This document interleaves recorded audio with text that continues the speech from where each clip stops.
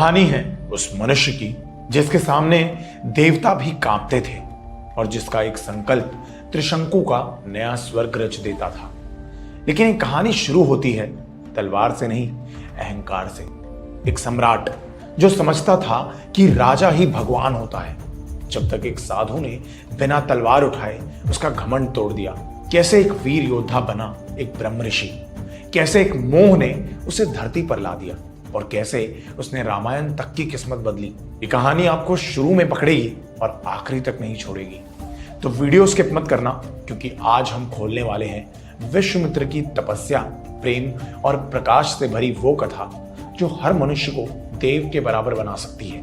राज से ऋषि तक और ऋषि से ब्रह्म ऋषि तक। यह है विश्वामित्र का अंतिम राज।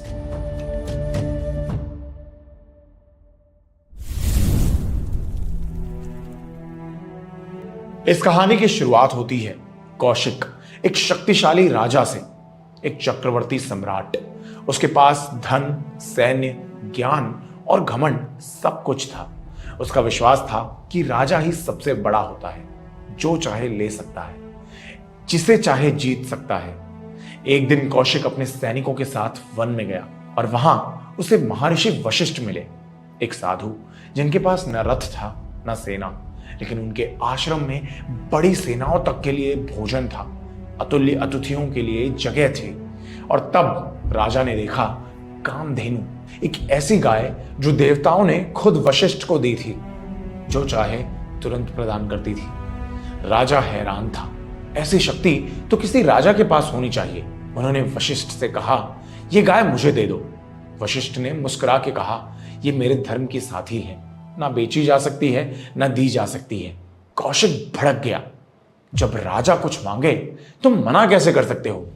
उसने कामधेनु को जबरदस्ती ले जाने का आदेश दे दिया और तब एक ऐसा दृश्य हुआ जिसे सम्राट ने सपने में भी नहीं सोचा था।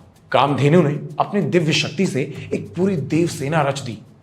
देवता, गंधर्व, यक्ष, ये सब साधु के रक्षार्थ बनकर आए। राजा के सैनिक पल भर में धूल चक गए। हर तरफ विनाश था और बीच में शांत खड़ा एक ऋषि, वशिष्ठ। उसने ना तलवार उठाई ना धनुष, सिर्फ एक दंड, ब्रह्मदंड। और उस दंड की शक्ति ने एक सम्राट के घमंड को तोड़ दिया। उस दिन कौशिक समझ गया, जो शक्ति हम बाहर ढूंढते हैं वो तो अंदर ही होती है। असली विजय तब ध्यान में है, ब्रह्म ज्ञान में है। तब राजा ने अपनी राजगद्दी छोड़ी और तय किया, अब मैं एक ऋषि बनूंगा, नहीं सबसे बड़ा ऋषि बनूंगा, एक ब्रह्म ऋषि। और यही था विश्वामित्र के पुनर्जन्म का प्रारंभ। लेकिन क्या सब कुछ इतना आसान था? जब देवताओं ने उसकी तपस्या देखी तो स्वर्ग तक हिला दिया और तब आई अप्सराएं, माया और एक नया स्वर्ग, त्रिशंकु का स्वर्ग। विश्वामित्र ने एक जीवित राजा को स्वर्ग भेजना चाहा। देवताओं ने मना किया तो उसने नया स्वर्ग बना दिया जिसे देवता गिरा नहीं पाए। उस ऋषि ने अपने शब्दों से आकाश में त्रिशंकु लोक रच दिया। स्टोरी के बारे में डिटेल में जानना हो तो इस कार्ड पे क्लिक करके आप देख सकते हो। लेकिन असली जंग तो अब शुरू होने वाली थी।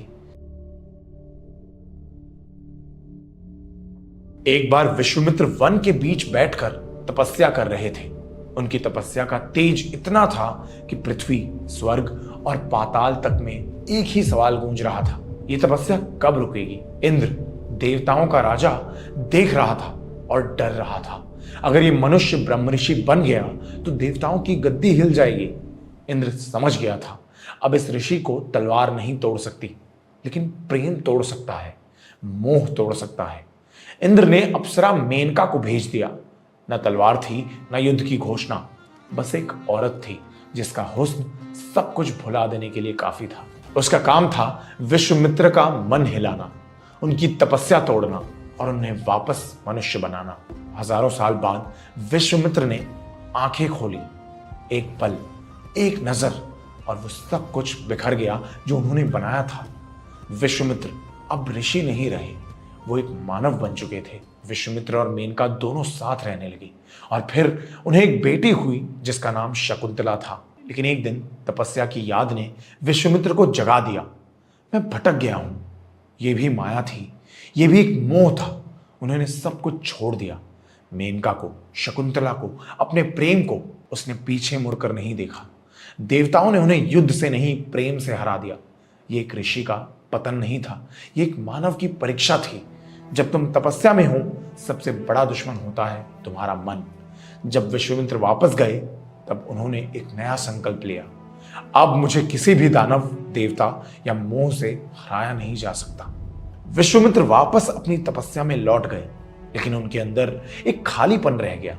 उस खालीपन में ना मोह था, ना गुस्सा था, तो बस एक प्रश्न, क्या मैं कभी पूरा हो सकता हूं? देवताओं को हरा दिया था, स्वर्ग बना दिया था, पर अब भी एक जीत बाकी थी, खुद के ऊपर। और सबसे बड़ा रूपांतर तब होता है जब मनुष्य स्वयं अपने अंतर्मन के द्वार खोलता है। और यहीं से शुरू होता है चैप्टर 3।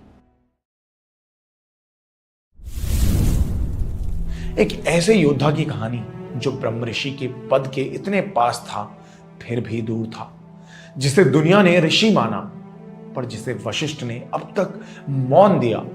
क्योंकि ऋषि बनना आसान है, लेकिन ब्रह्म ऋषि बनना मन के पुरुषार्थ से होता है। एक दिन विश्वामित्र टूट गया, चिल्लाया नहीं, बस चुप हो गया। उसने कहा, शायद मैं कभी लायक नहीं हो सकता। मैं राजा था, योद्धा था, तपस्वी था, लेकिन शायद मैं एक ज्ञानी नहीं हो सकता। उस रात न मंत्र बोला गया, न ध्यान, बस एक प्रार्थना थी, हे ईश्वर मुझे मार्ग दिखा। उसी रात विश्वामित्र के अंतर्मन से एक प्रकाश निकला, जो शब्द बन गया, और वो शब्द बना गायत्री मंत्र। ओम भूर्भुवः स्वः तत्सवितुर्वरेण्यम भर्गो देवस्य धीमहि धियो यो नः प्रचोदयात्। यह मंत्र ना किसी एक जाति का था, न किसी एक धर्म का, यह विश्व का ज्ञान था। ये एक ऐसी प्रार्थना जो हर मनुष्य को प्रकाश के मार्ग पर ले जा सकती है। वशिष्ठ आए और बोले, अब तो पूरा हो गया, अब तो ऋषि नहीं ब्रह्म ऋषि है। क्योंकि जो पुरुष अपने मन को जीत लेता है, जो बिना विजय के भी सफल हो जाता है, वही होता है ब्रह्म ऋषि। उसी विश्वामित्र के नाम से आज भी हर शिशु को पहला मंत्र सिखाया जाता है, गायत्री मंत्र। एक शब्द यात्रा का अंतिम पड़ाव, जहां मानव प्रकाश से मिलता है। हजारों वर्षों तक तपस्या करने के बाद विश्वामित्र के पास अब कोई दुश्मन नहीं बचा था, लेकिन संसार अब भी असंतुलित था। ऋषि मर रहे थे, राक्षस राज कर रहे थे, और धर्म कमजोर पड़ रहा था। अब विश्वामित्र को राज नहीं चाहिए, बदला न सम्मान। अब उसे चाहिए था एक रक्षक, एक ऐसा रक्षक जो धरती पर धर्म को दोबारा स्थापित करे। उसने आंखें खोली और कहा, समय आ गया है कि मैं अपने ज्ञान को किसी और के हाथों में दूं। दशरथ, रघुवंश के वीर राजा, अपने पुत्रों पर गर्व करता था, और उनमें से सबसे शांत, सबसे विचारशील थे राम। लेकिन उस समय राक्षस जैसे ताड़का ऋषियों के यज्ञ तोड़ रहे थे। सब डर के साए में जी रहे थे।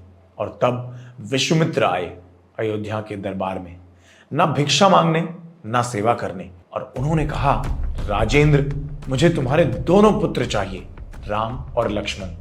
उन्हें अपने साथ वन में ले जाऊंगा। मैं उन्हें शस्त्र, मंत्र और अस्त्रों का ज्ञान दूंगा। मैं उन्हें धर्म के रक्षक बनाऊंगा। ताड़का, एक ऐसी राक्षसी जिसकी एक गर्जना जंगल हिला दे। विश्वामित्र ने राम को रोका नहीं, और फिर कहा, यह तेरी अग्नि परीक्षा है राम। अगर तू धर्म का रक्षक बनेगा तो पहले अधर्म को गिराना होगा।